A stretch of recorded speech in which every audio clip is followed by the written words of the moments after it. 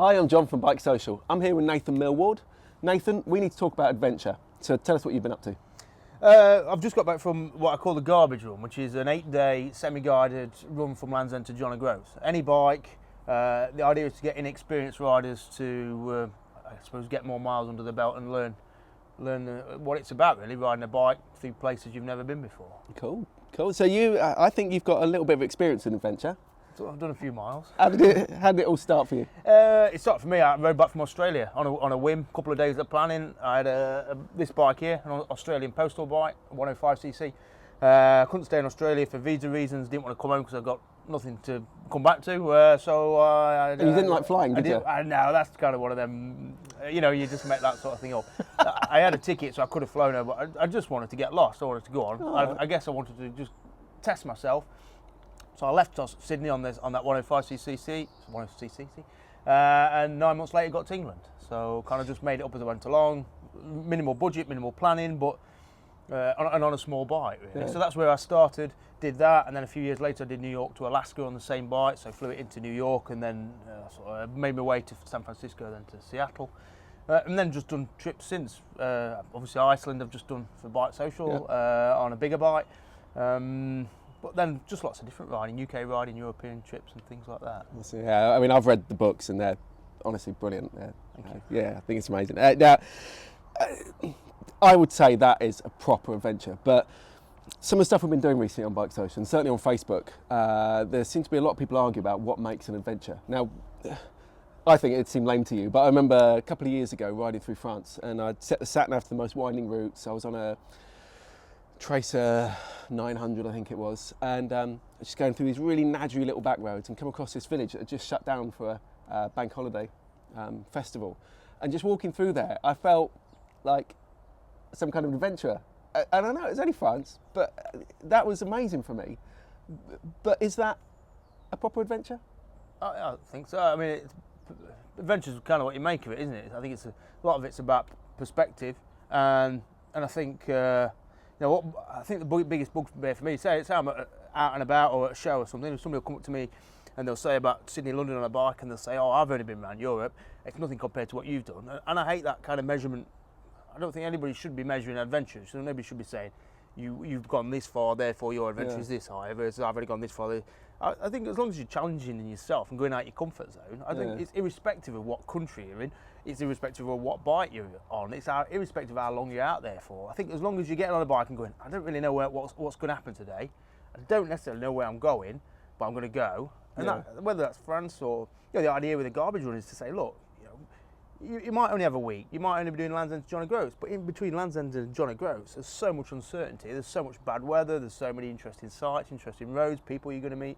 Yeah. So, is that any different to riding through Kazakhstan or India? No, not really. The scenery is different and the people are different, but the actual experience is exactly the same. You're cold and wet on a bike, it doesn't matter if you're in Kazakhstan or Peak District. It's the same sense. So I think you've got to move beyond this. What is an adventure and what's an extreme adventure or a soft adventure?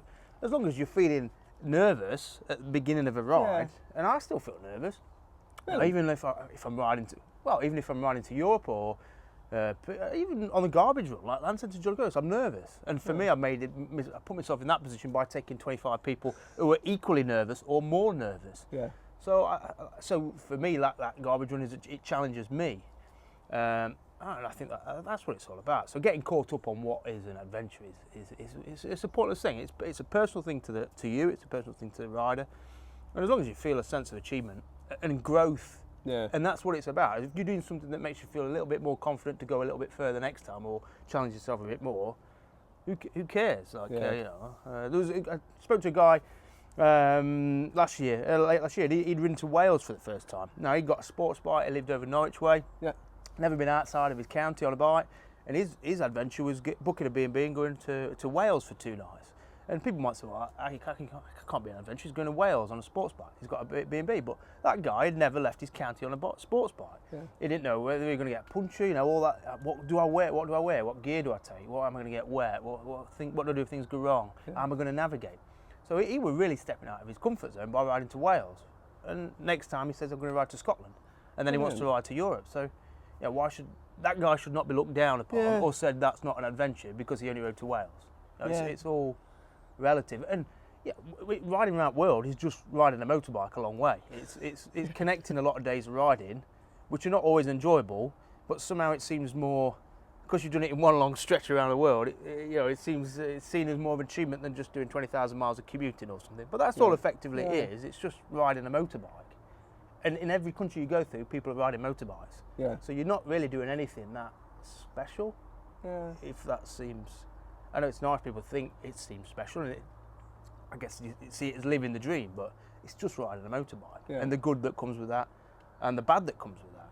So yeah, I don't know. It's an over debated term as to what is an adventure. I love the. I totally agree. I think an adventure is what you make it, and you've just put it so much better than I could put it.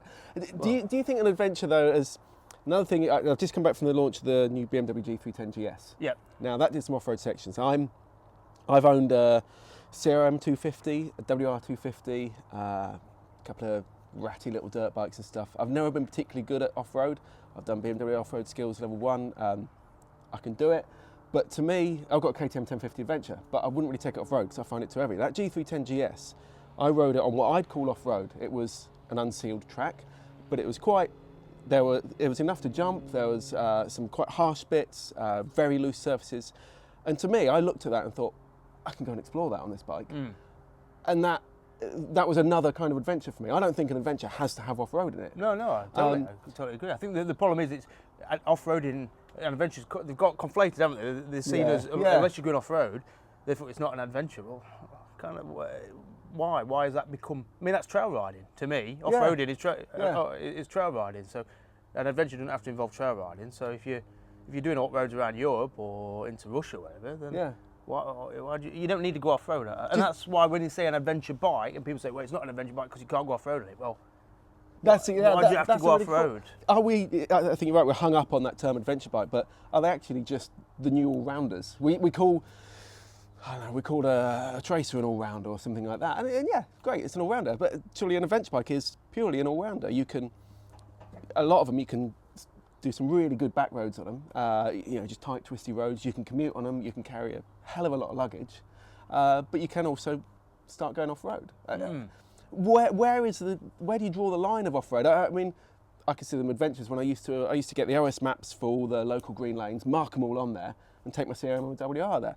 But getting to them on the normal roads was a pain in the ass. I mean, again, that's just trail riding, isn't it? Yeah. Well, I mean, that's.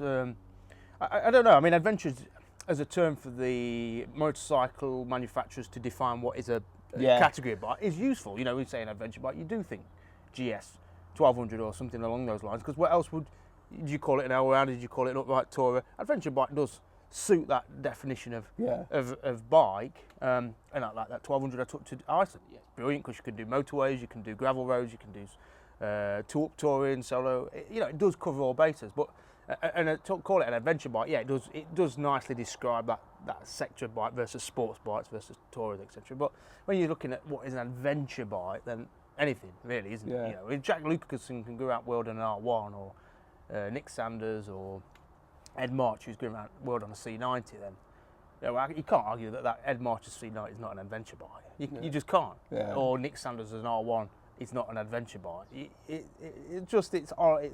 It's taken them to so many far places. Yeah. And to debate, therefore, to enter a debate as to is it an adventure bike or not, it's just a waste. It's almost a waste of words and time and energy. Yeah. Just get on your bike and ride. Yeah. And who cares what it's defined as? And who cares if somebody doesn't think you're being adventurous enough? Yeah. Life's too short, in a sense, to debate what we're debating, really. Although it's necessary because there's too many people debating it. And this ain't going to stop it. No, it's not going to stop it, but it should stop. Are they going to debate this debate? Probably, but just forget about it. Who cares? Now that I think is the thing about what makes a proper bike. Now, one comment we had on one of the channels, somebody got very excited about the G310 GS, but they were looking at the bike, going, "Yeah, this looks great, mate. You want this?" He goes, "Yeah, I want it. Yeah, it's brilliant. That's exactly what I want." And they went, "Oh, hang on, it's 310. No, I ain't having that." What? So you've just seen it doing everything. You thought it was awesome. Oh no, it's only a 310. So what makes a proper bike? When does a bike become too small? Now I think you probably have fairly clear views of you, having ridden a 105 around the world. And it is too small. I mean, there's no denying You can't say that the 105cc bike is the best bike for doing 23,000 miles on. You could never make that argument. Yeah. And even for doing Land's End to John O'Groats, it's kind of, that's why I took on the second one. I did the Van 200 because that's a bike that could do 55, 60 miles an hour. Yeah. It could just chug along at that little bit quicker pace. I don't know. In biking, it's I kind of blame the sports bike here because it injects in people's minds that power, performance is over and above the most important thing. Really, the bike's got to be a big engine. It's got to be fast. Yeah. And I think that we're still in that mindset. So when people look at, say, a 300cc bike, whether it fits their purpose or not, their ego or their sense of expectation is they need something bigger. But I think, in a way, sometimes you do need something bigger. I brought these bikes over in a van, but you said possibly ride the van over. But riding from Worcester to Peterborough on a Van 200, I'd rather be on my 1200 GS. That's the sort of thing. So a small bike's great if you're in the right mind space, you've got the right amount of time, and you're in the right environment. Yeah. But if not, it can be the most miserable bikes. I think that's where to be on. So I think there is a point where you have to think about it. And actually, I found that just riding back from Cadwell, about 60, 65 miles on a MSX 125, I started thinking, this is kind of a bit dangerous for a learner because you're just pinned. It's painful. And you're trying to overtake him. But that was the difference, I think, when you get up to something like a 300 or the 310, the GS. We were on motorways on that, and it was pulling 140 kilometres an hour easily. Yeah. There was a little bit left. I mean, we didn't get the chance because it's, you've got lead riders and that is quite busy. You don't have the chance to go flat out and see what you can get it up to. But that was certainly not intimidating or difficult on a motorway. And riding that, I just thought I'd have no problem riding this down Spain. I rode an XR 700 just down Spain through all the back roads of France, and it was fine. Obviously that had far more power, but didn't need it. I didn't need to use it. And I think 700 is that cut-off where the engine covers all elements. 300 is if you want to go 2 up on a 300, you're stuck. If you just want to get, if you want to say you want to do ride down to London as quick as you can, and you're up motorway, they will sit at 75. But there's a reason people have touring bikes are generally bigger engines. So I think that I took that Tracer 700 round to Alps and back, and for me that was perfect. I never really thought I need more power. So I think if you buy a 300, you've still got to change your mindset. Yeah, well, I suppose it depends what your mindset is, isn't it? Because if you're, if you know you're going to be riding solo, if you're using, and obviously that bike really, its predominant markets are Brazil and the Asian markets. Yeah, it's the emerging markets. We're an afterthought in a way. We're a lucky afterthought because I do want to do a big trip on one next year, partly to prove a point, but also because my KTM great for 2 up. Helen and I go into London, and that's our just to bring you back there. You shouldn't be doing it on the 310 to prove a point. You should be doing it on the bike because it's the right bike for that trip. So all you're doing then is taking the wrong bike to prove. Well, the reason I want to do it is because I'd be very happy to go down there, but also there was a section of a big off-road kind of playground that they showed us, but we couldn't do it because it was so wet. And I was going, I can do that. And then one of the proper pro off-road journalists did it and went, nah, that's not safe. So if she's saying it's not safe, that definitely isn't safe. But I want to ride back and do it again. But if I rode down there on my KTM or an R1200 GS, it'd be fine going down there, but there's no way I'd ride it on that. And that bike, to me, can let me have the adventure I want to have. So I think proving the point, maybe I'm putting that the wrong way. I do kind of, it's like I took that Grom around Cadwell the other day, and everybody else on all the sports bikes go, yeah, look at me. And I'm going over the mountain like this, desperately just labouring up the mountain. And I had a real good laugh. But I think that 310 was so comfy going down there and doing back roads. We did tarmac back road stuff, and there was plenty there. So that bike would easily take me. If I was taking Helen on the back, then yeah, absolutely. I think no. Then it becomes a bit of a labour because I think going up steep inclines and stuff. I think whenever you're wanting to do two purposes, you're always going to find a compromise. You say you want to ride down to Spain and do some off-roading. Well, okay, so what tyres are you going to put on it? Are you going to put tyres that are going to be good for motorway down there? Or are you going to put tyres that are going to be good for when you're off? And that's the problem I had in Iceland. So I've got a lot of motorway miles to get up there, so I need something that's good on road and going to last long enough. But then I'm going to do a lot of dirt in Iceland, so I need a knobbly. Yeah. So you had the Michelin. I had the Anarchy Wilds, which they do rumble like any knobbly tyre, but they'll do 5,000 miles and they're good off road. Yeah. But then you're compromising your road performance. So it's trying to every a bike's a compromise, compromise. Yeah. Yeah, you're never going to get a perfect bike, and Yeah. it's just, I think when it comes to bike, choosing a bike for an adventure, it's just choosing the one that compromises maybe in the right, I guess, in yeah. the right way. And so I still feel like I'm making the right choice, because the reason I want to go down there, the reason I rode the XSR was that I'd built it as a custom, and it was to go to a custom show. So that's why I wanted to take that down there. There were points going down there because it had a firmish seat. I was thinking, I wish that was on my KTM. But nobody'd give a toss if I turned up on the KTM. I love it. I love looking at it.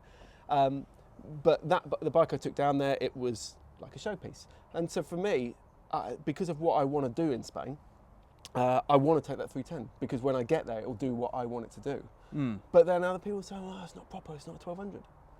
But then equally, the choosing a bike. So I tire of people choosing an inappropriate bike for a trip to give them a niche or a hook. Yeah, I suppose so, People yeah. could accuse me of it with my postie bike, but I chose a postie bike because I didn't have a lot of money, I didn't have a lot of mechanical knowledge, I needed something cheap and reliable. Yeah. Postie bike was the perfect bike for that moment when I needed a bike to take me to England. Yeah. But it's not the perfect bike if I'm going to leave tomorrow. Yeah. And so to say I'm going to do it on a C90 or a CT110 because people are going to take notice of me. Like you said, people won't care if they do it on a GS, but they'll care if you do it on a C90. Well, maybe that's not the right reason. You should do it on a C90 because you love your C90, not because you think somebody's going to be interested in you. Yeah. You've got to do it on what you love. Jack Lucasen always makes a good defence of why he chooses R1. He says, you choose a bike with your heart. Whether it's a perfect bike, who cares? His R1, it's a bike he knows, he loves it, he can work on it. So he goes around Africa on it. He goes to, he's taking it across the Arctic ice because he loves his R1. He chooses that, I guess, with his heart. That's how he describes it. So I think as long as you're choosing your bike in that way, who cares whether somebody says you should have a bigger bike or a smaller bike? Because I think the most militant sector of people, sometimes the small bike owners, who say you don't need a GS, you don't need a big bike, you need a small bike. And it's like, well, who are you to say you need a small bike? Nobody's ever said you need a GS 1200 to go around the world. Nobody's ever said that, but that's the accusation. Oh, it just shows you don't need a GS to go around the world. No, nobody's ever said you need a GS to go around the world. So why are you saying I need a small bike to go around the world? Yeah. If I want to take my GS around the world, I will do. And if you don't like it, when I bought my 1200 GS, people were like, how can you buy that? You're a small bike ambassador. And it's like, I didn't buy it to please you. I bought it because I like the bike. Yeah. So I appreciate your concern, but you buy what you like, I'll buy what I like. Yeah. And so I think you know what bike's right for you. That's why I can see on forums people saying, oh, I'm looking at this bike or looking at that bike. What do people think? And then you get like 5 million. Well, I think this, or I think you should get this. Well, how about just going and riding both of them bikes and going, I really like that bike, and then just buying that bike. That makes journalists redundant in a way, doesn't it? But well, if it gets more people on bikes, then great. Exactly. But debating bikes is it's futile in a way. I think there's also the other side to that. A mate of mine used to have an R1200 GS, might have been 1150 a while ago, but I remember he was really quite upset that he'd parked up in the local big Tesco's car park to pick up some food. He was going on a big ride around the country. Might have been going into Europe with his mates, but he had big panniers on, sheepskin cover on it, and as he was coming back to bike, some bloke came up to him, just getting really narky with him, saying, you don't need all that shit on it to go to the shops. Well, you don't know where I'm going. Yeah. And anyway, who cares if I do? I had a Versys 650, and the seat was really hard, and the comfort seat was even harder. So I just put my daughter's old sheepskin pushchair liner over it, and it was well comfy. But if I want to use that just to go to work, then why has somebody got to tell me that you're dressing that up as an adventure? I guess it's like the Land Rover argument, isn't it? Being used for the school runs. People are buying into the image. I mean, but does that matter? No, it doesn't at all. You can see people going, I want an adventure bike. What's the most popular? GS. I'm going to buy that, and then they'll buy. I mean, there was a guy in Iceland. I mean, he was like, I guess you call it stereotypical GS. He bought a brand new GS8. He got a GS suit, the panniers and everything. It was clean, even though he just spent a couple of weeks in Iceland. And you think that guy is bought into the adventure scene, but if that's what he wanted, then why should you say that's like the wrong? What wrong thing? Yeah. We shouldn't judge other people's bike choices, really, because we. Yeah, actually, that's something that really, really winds me up, and that's a whole other conversation, I think, isn't it? Whether you're like, only a Harley's a proper bike, or a Harley isn't a proper bike, and there's just this. Supposedly, bikers as a whole are meant to be this group of brothers. Yeah, it's so divisive. It is. It's such a catty world, really, and it is a shame because. I know when I've been on that van, well, you're on different bikes, people will wave or not wave. It's just a bike. It's just two wheels. It's two wheels, and it'll take you anywhere you want it to go, really. So, honestly, Nathan, that's been brilliant. It's been a real, having read your books, it's been a real honour to have talked to you about it. And now at least I feel I can justify my adventure a little bit more. So no, cheers for that. Pleasure, man. Cheers, cheers for having me. Nice. Cheers. Thanks for the biscuits. That's all right.